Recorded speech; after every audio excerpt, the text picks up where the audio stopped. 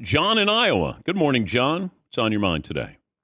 Hey, Dan, thanks for taking my call. I've been listening to you for a long time, and you get me through the day. But anyway, I just want to talk about the Indiana Fever. I never watched women's basketball before, and what Caitlin Clark, she's so different than anybody I've ever seen.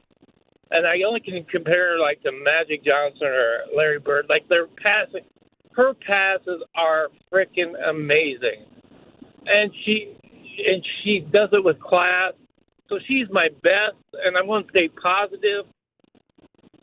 First of all, and I never saw Pistol Pete pass, but maybe you can give me a little background and Aaliyah Boston, she's the best too. So I'm just going to stay positive. All right. Thank you, John. Yeah, they beat Minnesota in Minnesota. That's a big deal. And Caitlin Clark. See, that's the thing. There was a player earlier this year that said, she's kind of one-dimensional. All she does is shoot. And I said, well, that player is ill-informed because she is a wonderful passer. And you have to have that ability. And sometimes you get it from other sports. She played soccer growing up to be able to see something before it happens. And that's a lot of what soccer is. It's something happens to something happens, and then it's going to happen over here. To be able to see that, Gretzky had that ability to see maybe 2 or 3, moments before a big play. And it's not something can be learned. I think it's, something instinctual that she has. And they're playing well. I go back to what I said about Caitlin Clark and the Indiana Fever. The WNBA tried to capitalize on her popularity and crammed a lot of games in over a short amount of time playing against the best teams in the WNBA.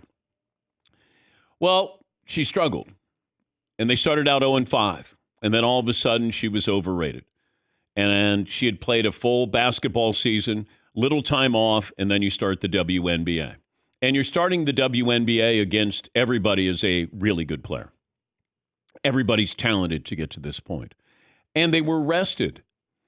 So I said, once she gets a break and then plays, some of these other teams, then you'll probably see her play similarly to the way she played at Iowa. She's not going to be scoring 28 points a game, at least not anytime soon. But her ability to pass. Now, I know she has a lot of turnovers. She's trying. Now, that can also be an indictment on her teammates as well. But she is always looking for the pass, and she's very, very good. And I remember Maravich. Maravich could be a great passer. I think Pete always looked for degree of difficulty, and that he wanted it to be a great pass, like behind the back, through the legs. Caitlin's not doing that. She can do that, but that was a big win. And right now they're in the playoff race. But there's still a lot of basketball left to be played, and even. You have people, everybody has their opinion on who's the rookie of the year.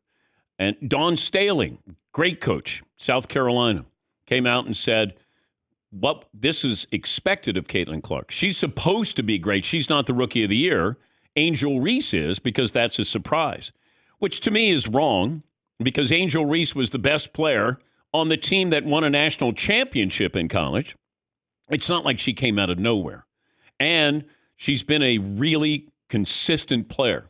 But you don't say, well, that person, should LeBron not have won the Rookie of the Year because he was supposed to win it? Like, wait, we're creating arguments here.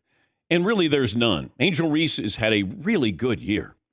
A double-double is something that we can go, oh, I can grab a hold of that. Man, she's got double-doubles. Okay. She does just about every night. Caitlin Clark has a bullseye on her back every single game. You must stop her. I don't think you look at Chicago and go, boy, if we stop Angel Reese, we're going to win. And that's why this is a silly argument. Caitlin Clark is the Rookie of the Year. Angel Reese is a wonderful player. Absolutely. Plays hard, both ends.